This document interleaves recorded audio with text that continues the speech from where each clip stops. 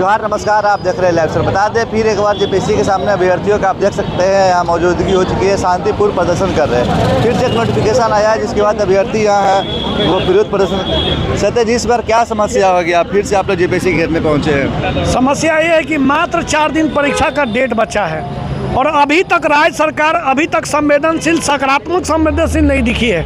क्यों नहीं दिखी है? हम लोग का आज तक 1 महीना से इंतजार कर रहे हैं। हम लोग मुख्यमंत्री, मंत्रिमंडल, कैबिनेट में मुख्य सचिव, कार्मिक सचिव, इस राज्य के जितने भी बड़े पदाधिकारी हैं लगभग सबसे हम लोग मिल चुके हैं और हम लोग का एक ही मांग है कि उम्र सीमा में छूट दी जाए। और अभी तक मात्र 4 दिन बचे हैं। 4 दिन से लेकर अभी तक कोई निर्णय नहीं ले पा रहा है कि भाई क्या करे, कैसे बात रखे। इन्हीं बातों को लेकर हम लोग आए हुए हैं और अपनी बात रखे हैं कि उम्र सीमा में छूट मिले।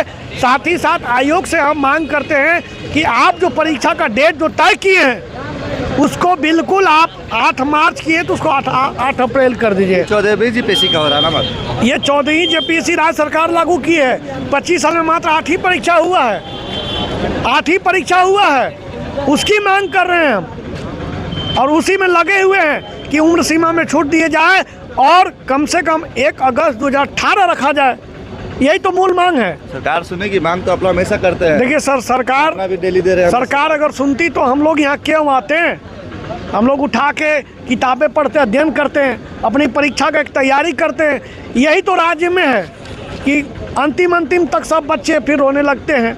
करेगा बच्चा जानबूझ के, ये लोग मेंटली टॉर्चर करते हैं राज्य सरकार कि बच्चों को ऐसा परेशान करो ना कि लोग छट जाए, समझ गए ना। और इसी में बच्चा जो मेहनत करता है, जो पहले से समझ रहा है और लास्ट में उसके अंदर धकधकी बना हुआ है कि पढ़े कि नहीं पढ़े, है ना। इसी सीट का बुकिंग भी हो रहा है। अब इस पर तो अभी टीका टिप्पणी नहीं करेंगे।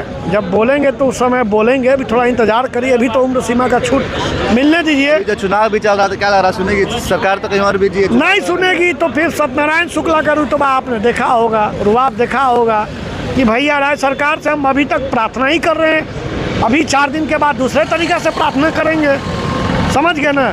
इन्हीं मांगों के साथ हम लगे हुए हैं। आगे प्रदर्शन में करना, अगर मांग नहीं सुनती, अगर मांग नहीं सुनती है तो प्रदर्शन नहीं, उग्र प्रदर्शन होगा, समझ गए ना। देखिए और भी लोग आए हुए अभ्यर्थी। कहाँ से आए अभी आप?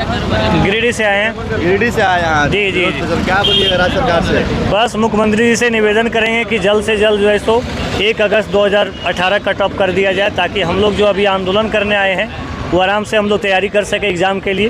तो मुख्य मांग मेरा यही है। कितने साल से आप तैयारी कर रहे हैं? लगभग 10 साल से। 10 साल से? हाँ, बहुत बार पीटी पास किए हैं, मेंस पास किए हैं, है ना। और इस बार सोच रहे थे कि इस बार हो जाएगा, लेकिन ऐसा कट ऑफ डेट मिला है कि कितना अटेम्प्ट अभी आपका बाकी है? अभी कितना अटेम्प्ट बाकी है? नहीं, अभी जो कट ऑफ डेट निकला उसमें तो बाहर है, मतलब फॉर्म भर नहीं पाएंगे।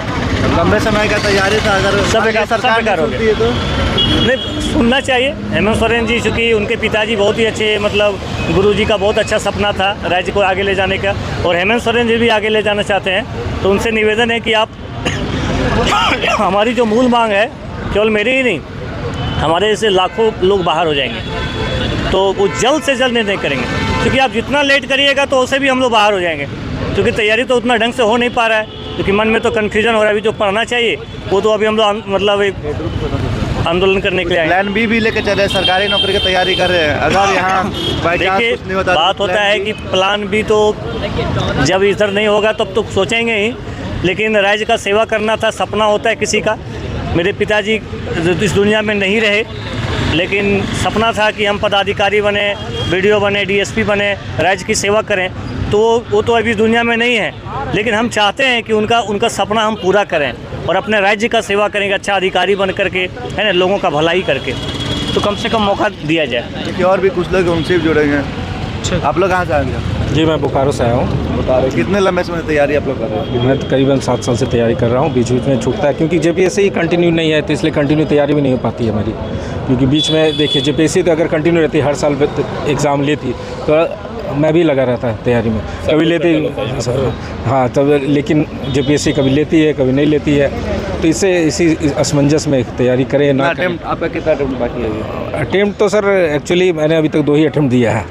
और तीसरा अटेम्प्ट मैं सोचा था इस बार दूंगा, अच्छी तैयारी थी, तो फिर पता चला कि ये जी जो जेपीएससी ने जारी किया उससे मैं बाहर हो जा रहा हूँ।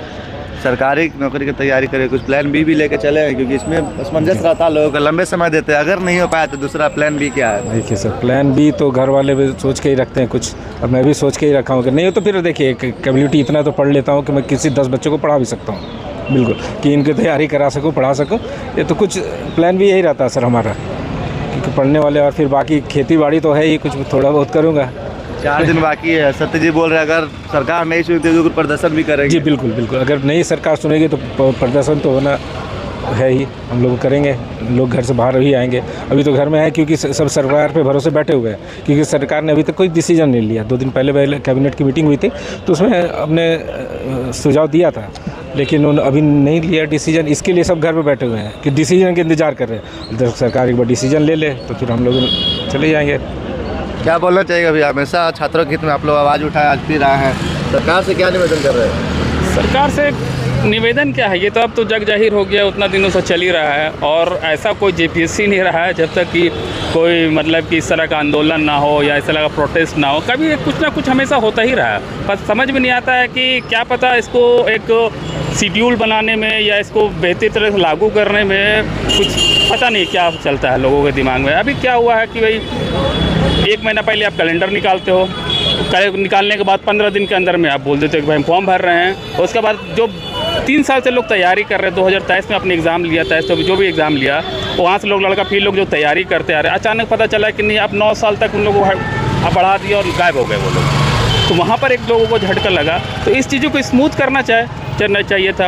अब हेमंत सरकार जी अब कोशिश कर रहे हैं, वो चाह रहे हैं कि भाई नहीं चलो अब कट ऑफ एज जो है उसको स्मूथ किया जाए, बराबर में लाया जाए। तो ऐसे अचानक 9 साल तक पार करने से नहीं ना होगा। जो लोग बहुत सालों से तैयारी कर रहे हैं उनको समय दिया जाए, 1-1 साल 2-2 साल करके इसको बढ़ा के ख़त्म करना चाहिए। अभी अब 2026 तक जाएगा ये, ठीक है, 2026 निकाले, नेक्स्ट अब पता नहीं क्या निकालिएगा।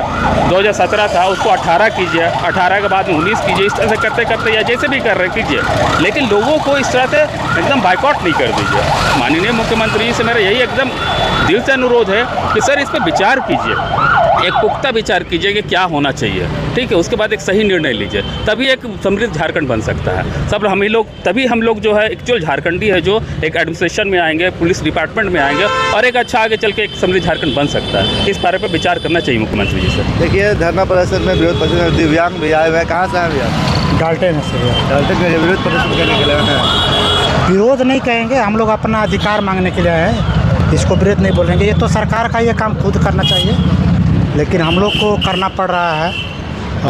हम लोग को देखिए अवसर मिलना चाहिए बार बार, लेकिन अवसर न मिल करके एक ही बार अचानक जो है से उम्र सीमा में कमी कर दी गई है। ये मैं मानता कि लगातार बहाली आ रही है। कितना साल हटा दिया गया इसमें? लगभग 9 साल। 2017 के बाद डायरेक्ट देखिए 2026 आ चुका है। अब अभी देखिए 25 का स्टार्टिंग है, और 26 वो भी दिया है तो कब? स्टार्टिंग 26 से नहीं है, लास्ट 26 यानी अगस्त में, समझिए। तो इस तरह से ये काम तो सरकार को खुद करना चाहिए, लेकिन हम लोग करना पड़ रहा है। तो सरकार से ये हम लोग की मांग है कि उम्र सीमा में जो है कम किया जाए, और इसके साथ साथ ये भी है मांग है कि सीट कम है उससे कोई मतलब, लेकिन हर वर्ष प्रत्येक साल जो है बहाली लाई जाए। और दूसरी मेरी ये मांग ये है कि मैं एक दिव्यांग अभ्यर्थी हूँ, तो जो नियुक्ति प्रक्रिया है उसमें पारदर्शिता लाई जाए। चूँकि मैं पिछले कुछ एग्ज़ाम से देख रहा हूँ भर्तियाँ से कि वहाँ पर पारदर्शिता देखने के लिए नहीं मिल रही है। जैसे मैं बताना चाहूँगा कि जो अभी 11 to 13 जेपीएससी थी, आपने न्यूज़ में सुना होगा कि 10 सीट जो है दिव्यांग का, उसमें जनरल कोटे को बहाली कर दी गई है।